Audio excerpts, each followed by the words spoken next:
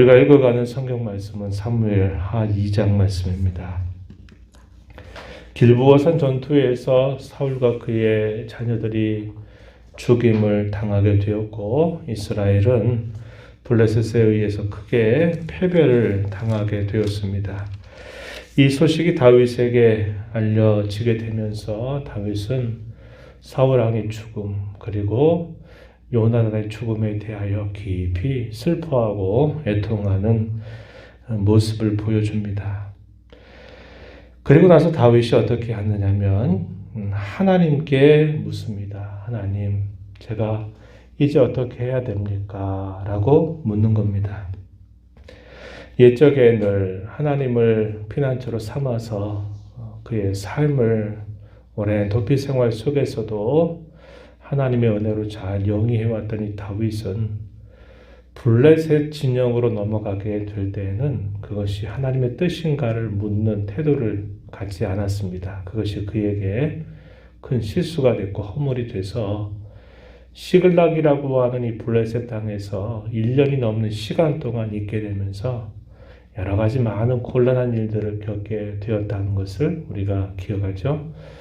그런 과정 속에서도 하나님은 다윗을 붙들어 주셨고 위기의 때마다 극적으로 하나님이 그를 인도해 주셨던 것을 우리가 살펴보았습니다.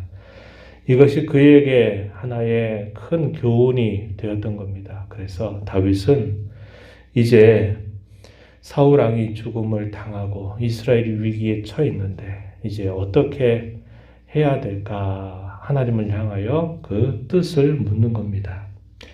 이미 하나님께서는 이 다윗에게 그런 약속을 하셨죠. 이스라엘에게 왕으로 너를 세울 것이다. 그런 약속을 하셨고 그런 약속을 받고서 기름 부음을 받고 난 지 10여 년 세월 긴 방랑의 생활의 끝에 이르게 된 겁니다. 오랜 시간 동안 담금질을 하셨던 하나님은 이제 이 다윗을 왕으로 세워가시는 구체적인 일들을 하나하나 이끌어 가십니다. 하나님 뭐라고 응답하시냐면 이 다윗에게 올라가라. 더 이상 여기 있지 말고 이제 이스라엘 땅으로 올라갈 것을 말씀하셔요. 다윗이 묻습니다. 하나님 그러면 제가 어디로 가야 되겠습니까? 그랬더니 하나님께서 응답해 주시기를 헤브론으로 가라. 이렇게 하나님이 응답하십니다. 이 헤브론은 유다 지역, 이 유다에 있어서 아주 중요한 요새가 되는 곳입니다. 산지 지역이었고 이방의 적들이 침범해 올 때 잘 방비할 수 있는, 지켜낼 수 있는 중요한 요새에 해당되기도 했습니다. 그래서 다윗은 그의 모든 사람들과 함께 하나님의 명령을 따라 이제 구체적으로 하나하나 그 인도를 따라 준행하게 됩니다. 그래서 헤브론으로 가서 이 헤브론에 있는 사람들과 더불어서 그가 드디어 또다시 기름 부음을 받으면서 이제 유다의 왕으로 세움을 받게 된 것입니다. 그가 이러한 일들을 하기 전에 어떤 일들을 했나요?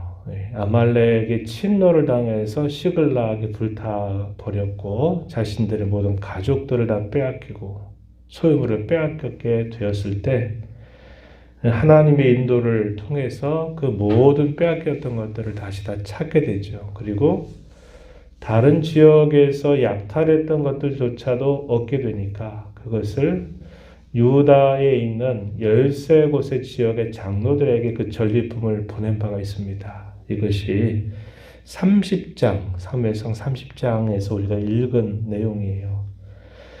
그러한 일들과 함께 이 유다에 있었던 이 장로들은 어떻게 했습니까? 다윗을 그들의 왕으로 추대하게 된 것입니다. 그리고 이 다윗이 왕으로 추대가 되고 나서 그가 했던 일은 어떤 일이냐면 사울 왕을 정성스럽게 장례를 치러 주었던 길르앗 야베스 사람들을 초청을 하게 됩니다. 그리고 그들을 칭찬하고 그들을 축복하는 모습을 보여줘요. 5절 보면은 길르앗 야베스 사람들이 사울의 죽음에 대하여 장사했다 하는 말을 듣게 된 다윗은 전령들을 보내서 그들에게 말합니다. 너희가 너희 주 사울에게 이처럼 은혜를 베풀어 그를 장사했으니 이 여호와께 복을 받을지어다. 너희가 이 일을 하였으니 이제 여호와께서 은혜와 진리로 너희에게 베푸시기를 원한다. 이렇게 그들이 한 일이 참 잘한 일이다라는 것을 칭찬하고 축복하는 자세를 보여줍니다. 여기에 정치적인 의도가 있다라고 보기보다 다윗은 그 일에 있어서 진정성 있게 그 사울 왕의 죽음과 요나단의 죽음을 슬퍼하고 안타까워하는 마음을 가졌던 것입니다. 그의 이런 진실한 모습을 보여주고요. 한편 사울 왕이 죽음을 맞게 되었을 때 이 사울 왕의 군대 장군이었던 이 아브넬이 어떻게 했느냐?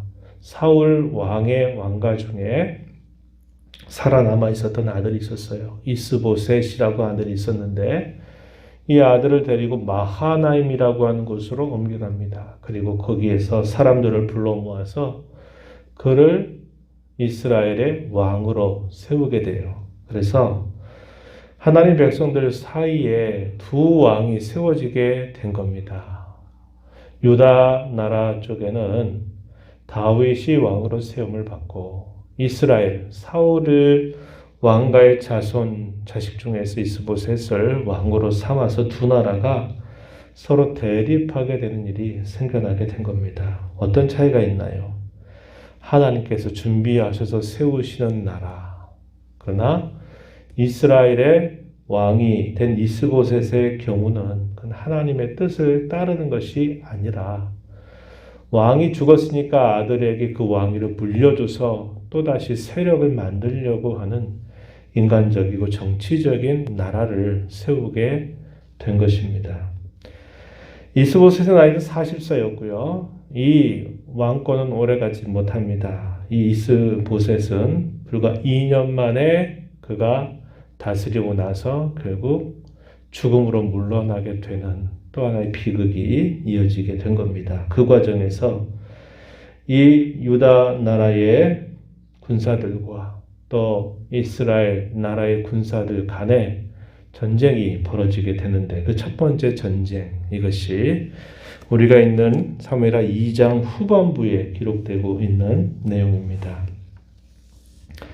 아브넬이 이끌었던 이 군사들과 다윗 진영에 있었던 요압이 이끄는 군사들이 서로 전쟁을 하기 위해서 모여들었어요. 기브온 물가라고 하는 곳에 모여듭니다.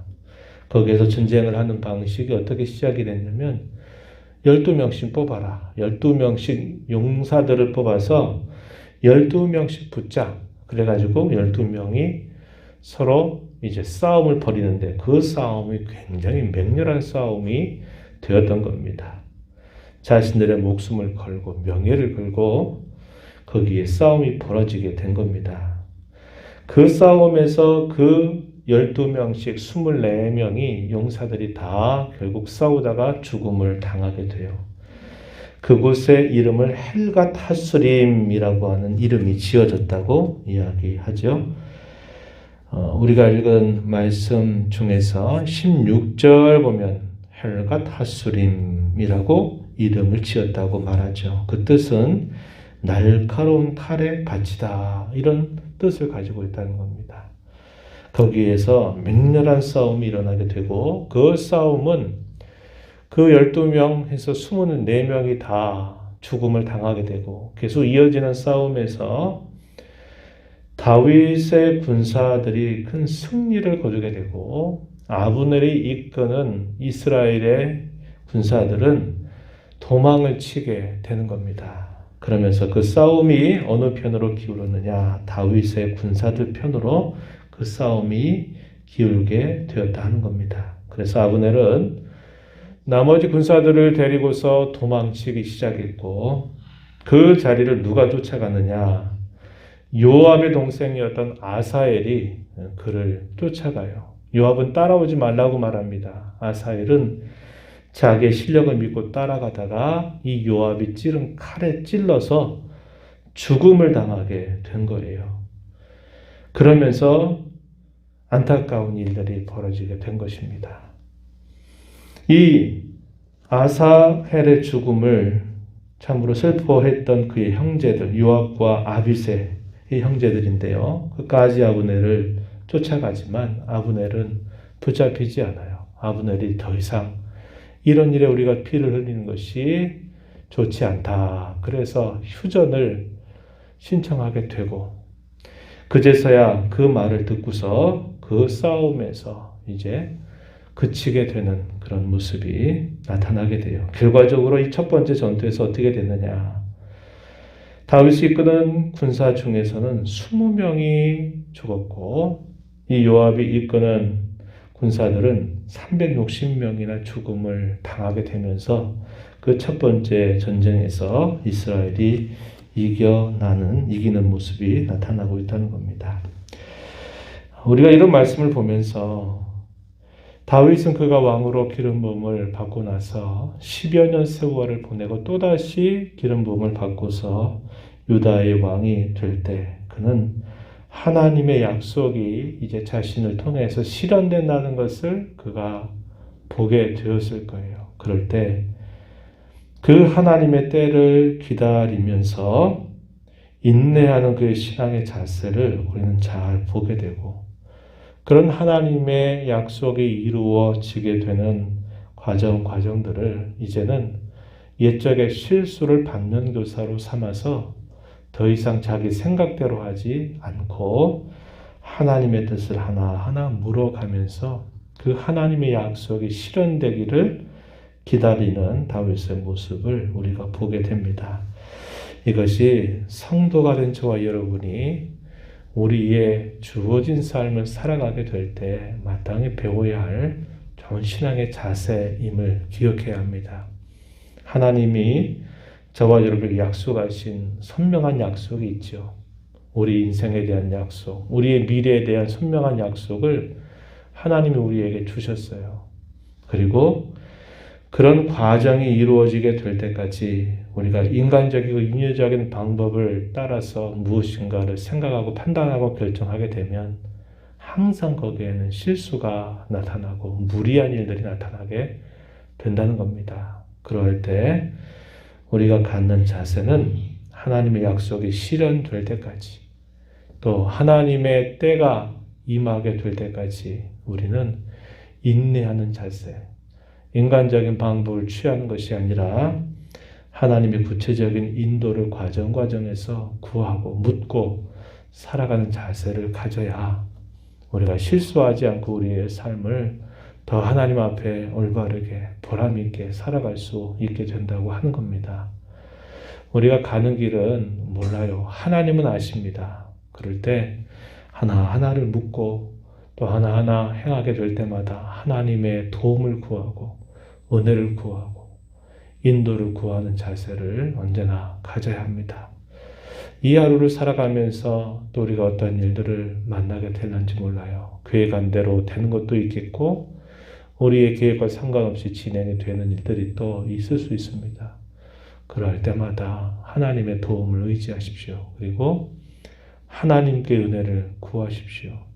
그것은 우리가 이 땅에 살아가는 동안 매일매일 힘써야 할 아주 중요한 삶의 자세입니다. 오늘 이 말씀을 마음에 새기면서 이렇게 힘써야하는 복된 하루가 되기를 바라고 하나님의 뜻을 묻지 않고 인간적으로 이스라엘의 왕을 세웠어요. 요압이 이스보셋을 데리고서 마하나임이라고 하는 곳을 중심으로 이스라엘 왕을 또다시 세웁니다. 근데 그것은 하나님께 묻는 일이 아니었어요. 그러다 보니까 결국 시간이 흘러가면서 결국 많은 어려운 일들이 결국 닥쳐오게 되고 그런 과정에서 계속적으로 쇠약해져 가는 모습을 나타내게 되는 겁니다. 하나님의 뜻을 묻고 인도를 구하고 은혜를 구하며 살아가는 삶이야말로 우리의 삶을 가장 안전하고 든든하게 붙들어 주실 것입니다. 이 말씀 우리 마음에 새기면서 이 하루도 하나님의 은혜를 구하고 그분의 뜻을 따라서 그분의 약속이 우리에게 이루어지게 될 때까지 인내하면서 힘써 나가는 모두가 되기를 진심으로 바랍니다. 하나님 아버지, 이 새벽 시간에도 저희들을 깨워주셔서 생명 주시고 호흡 주신 하나님 앞에 또다시 저희의 걸음 인도하시니 감사합니다. 하나님께서 우리 주 예수 그리스도 안에서 구원의 은혜를 베푸시고 그 구원이 온전하게 이루어지게 될 때를 저희들에게 약속하시고 하루하루 우리 살아가는 모든 삶의 과정을 주께서 인도하신다고 약속해 주심을 믿습니다. 그러한 하나님의 약속, 또 하나님의 때가 임하게 될 때까지 인위적인 방법, 내 생각, 내 뜻대로 판단하고 결정하고 행하기보다는 하나님께 은혜를 구하고 하나님의 인도를 구하고 하나님의 도우심을 구하고 하나님의 뜻을 묻는 자로 하루하루 순간순간 살아가도록 저희들을 인도해 주시기를 바랍니다. 하나님의 뜻을 벗어나게 될 때 그것이 여러 가지 원치 않은 많은 어려움으로 우리의 삶에 다가오게 될 것이지만 하나님께 묻고 행하게 될 때마다 우리의 삶 속에 언제나 함께 하시는 하나님의 손길을 경험하게 될 것입니다. 이런 말씀을 오늘도 저희 마음에 잘 새겨서 이 하루 저희들의 남은 삶을 하나님 앞에서 늘 뜻을 구하고 인도를 구하며 살아가는 저희들의 삶이 되게 하여 주옵소서. 은혜의 보좌 앞에 나와서 아버지 은혜를 간절하게 구하는 모든 심령들의 간구를 기부여 주시고 응답하여 주시기를 바라며 예수님 이름으로 기도하옵나이다. 아멘.